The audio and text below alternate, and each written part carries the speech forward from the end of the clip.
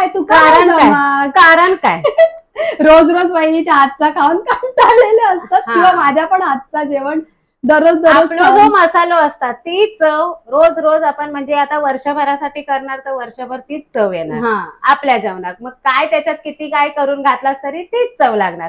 त्यात आठवड्याभरात जर तुमका बाजू आणली दिल्यानंतर तिच्या मसाल्यात जे वेगळेपणा असतात आणि तिच्या हाताची चव, तिच्या हाताची चव, तिच्या करण्याची पद्धत वेगळी. आम्ही फोडणी जास्त भाजतो, कोण कोण लोक जास्त फोडणी भाजत नाही, त्यातली पण असता, मिठाची चव असता, अंदाज असता. तसं आता बाजूवाली माझ्या त्या दिवशीच इडली आणि आंबोळे आणि सांबार आणि चटणी दिले, कढीपत्त्याची चटणी मी कधी केलंय नव्हतंय.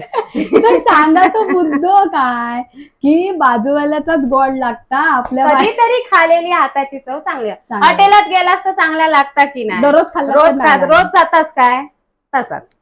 ह्या उत्तर तुमचं काय म्हणणं आता कमेंट मध्ये नक्की सांगा. आणि